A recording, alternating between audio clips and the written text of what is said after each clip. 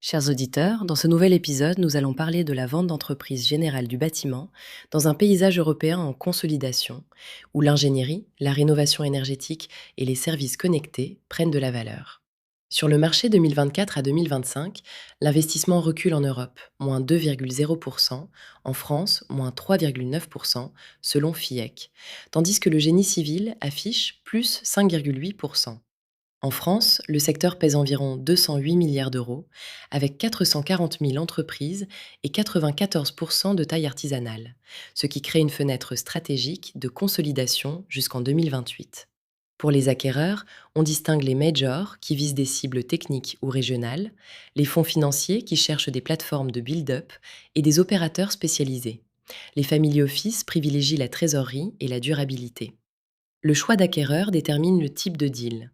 Earn-out pour les stratégiques, locked box ou crédit vendeur pour les financiers, et un rôle prolongé du dirigeant dans les MBO, MBI. Dans ce cadre, la préparation devient clé.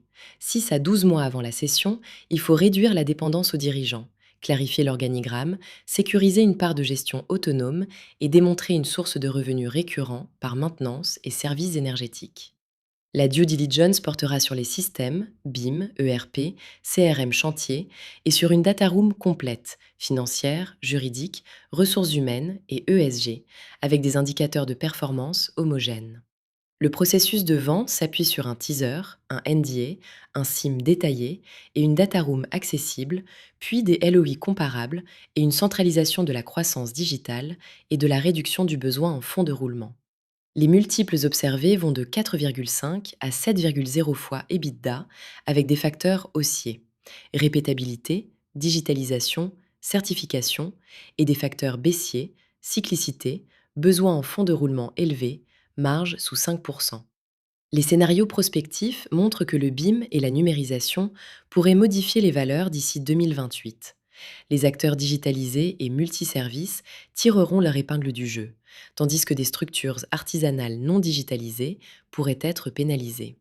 Des transactions récentes illustrent l'appétit, comme Vinci qui a acquis Nuvia et MBO Group en France et JAV Investissement qui a repris KP1. SIDEV a acquis Tarifeo, etc. Pour le vendeur, les axes prioritaires incluent la délégation managériale, l'augmentation de la récurrence, la digitalisation et la préparation d'une data room complète. À horizon 2028, les entreprises générales du bâtiment seront valorisées sur leur capacité à combiner ingénierie, rénovation énergétique et services numériques, et à s'intégrer dans des plateformes régionales. Pour viser le haut des multiples, préparez une structure comptable robuste et une offre valorisant la transition numérique et l'ESG. Partagez vos questions ou contactez-nous pour discuter de votre session.